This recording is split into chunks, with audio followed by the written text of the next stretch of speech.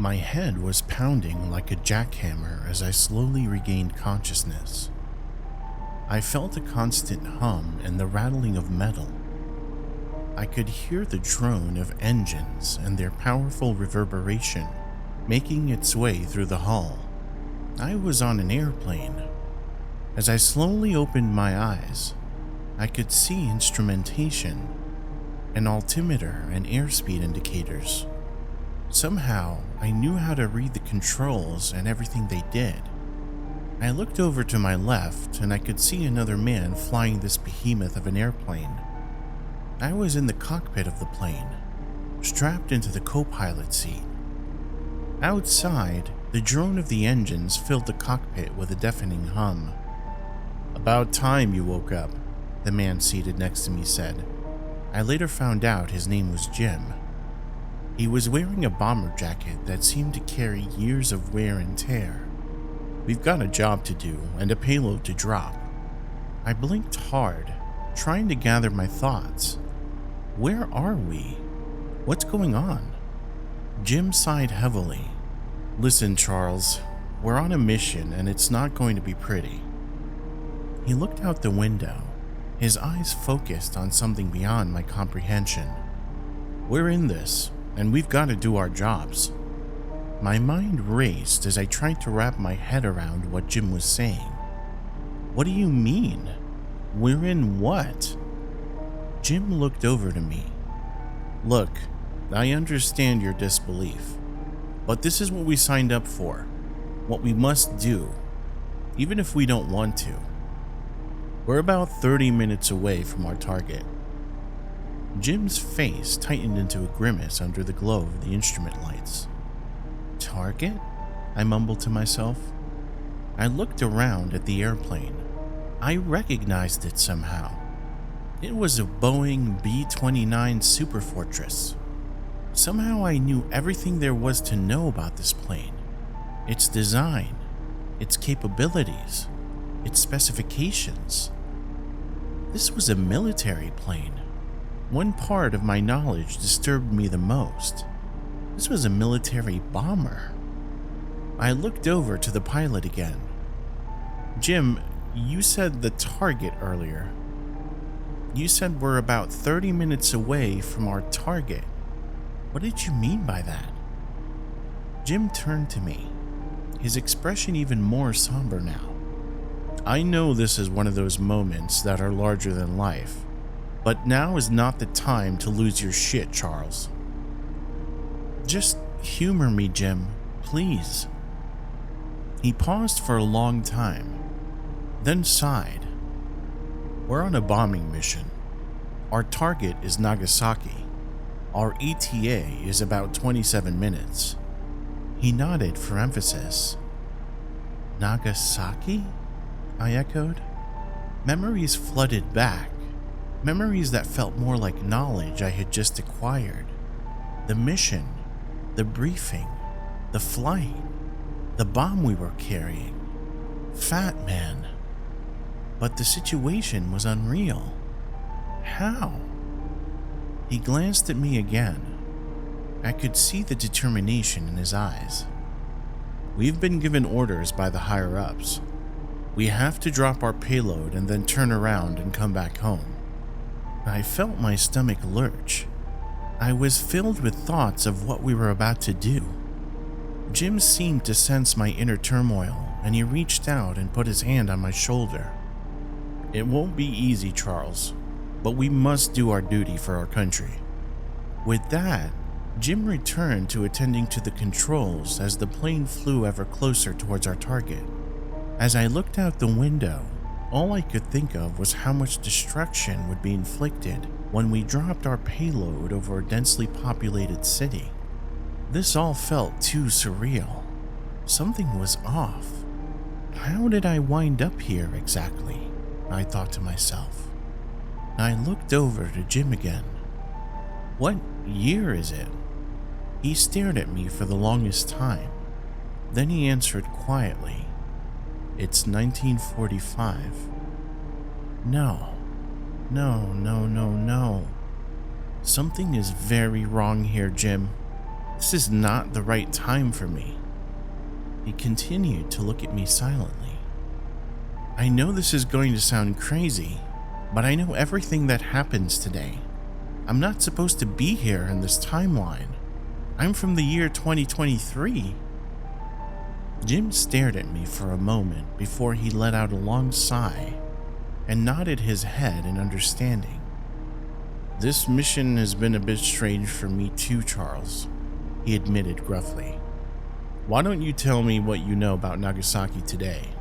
I proceeded to fill him in on every detail related to the atomic bomb being dropped on Nagasaki, including its devastating effects on innocent people and how it changed the course of history forever and irrevocably. Jim sighed, gripping the control column tighter. Charles, what I'm about to tell you is top secret, beyond the Manhattan Project or anything we're doing today. My eyes grew wide. I'm a scientist, not a pilot. My original timeline is from a point in the future, beyond your original time. But I'm also stuck in this timeline like you. It's as if our consciousness were inserted into these bodies, with this mission to complete. I looked at him baffled. How is that possible? Jim replied, Have you ever heard of the many worlds theory? The many worlds theory? Yes, it posits an infinite number of parallel universes. I believe we've somehow slipped into one of those parallel timelines. Our consciousness inhabits the bodies of these pilots. I turned to Jim. My head was spinning and the confusion was overwhelming. I'm sorry, Jim, I said. Can you explain this many worlds theory? I'm no scientist. And how on earth are we stuck here? Jim exhaled, glancing at me before refocusing on the controls. All right, I'll keep it simple, he began. You know when you toss a coin, it can land either on heads or tails, right?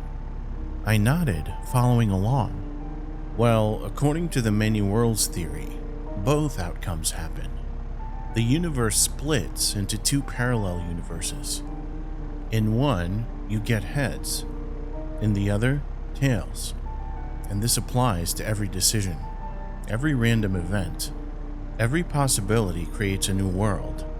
So, there are infinite versions of us out there? I asked, incredulous. Exactly. Infinite versions of us, living out all possible outcomes. I shook my head, trying to grasp the concept. And how did we end up here, Jim? In World War II, about to drop a bomb? Jim sighed deeply, rubbing his temples. I was working on a project. I discovered a way to harness quantum entanglement, the way particles can influence each other instantaneously, no matter the distance. The aim was to explore parallel universes, to verify the many worlds theory. And something went wrong? Jim nodded. Something we didn't anticipate. Instead of just observing, we entered. Our consciousness was sucked into this timeline. We ended up here, in the bodies of these pilots. So why can't we go back? Or to another timeline? That's the part I'm still figuring out, Jim confessed, his voice barely audible above the drone of the engines. So far, all I've managed to do is reset this one, like pressing replay on a horrific scene. But why? Why this mission? I asked, my voice shaking slightly. Jim gave me a look of resignation. I don't know, Charles. All I know is that I've been here before, too many times.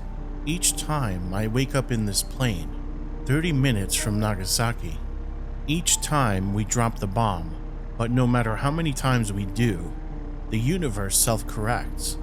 It seems like a temporal loop, a horrifying, unchangeable event. My mind was racing. Have you tried not dropping the bomb?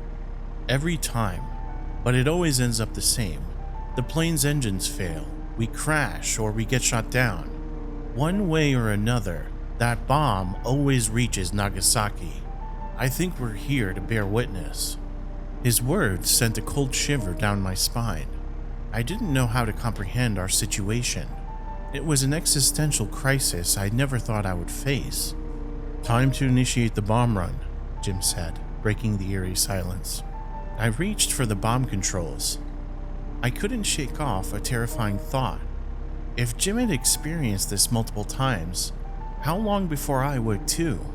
How many times would we have to relive this horrific moment, delivering death from the sky? I unbuckled my harness and jumped out of my seat. It can't be like this, I thought to myself. This can't be true. I don't care what happens, but I'm not killing hundreds of thousands of innocent people. I'm gonna detonate the bomb immediately. "What are you doing?" Jim said. "Sit back down. Whether this is a nightmare or it's true or I'm stuck in some sort of purgatory, I am not going to commit genocide." "No, Charles. You don't know what you're doing." I slammed the door shut to the cockpit and jammed it shut with a screwdriver. I made my way down to Fat Man. It was a terrifying sight. A 3-foot wide atomic device sitting ominously in the corner of the bomb bay. I had no idea what might happen if I detonated it prematurely, but I was determined to take control of our mission and to put a stop to this cruel cycle of death. Maybe this was just a terrible nightmare. Maybe once I set this aberration of humanity off, I would be back in my own timeline. Whatever the case was, I knew I had to do this. I hesitated for a moment, my hand hovering over the bomb's trigger mechanism. Then I heard Jim's voice again in the distance. "Charles, no!" He shouted as he slammed into the cockpit door, trying to break it down, trying to stop me from pressing the button, but it was too late.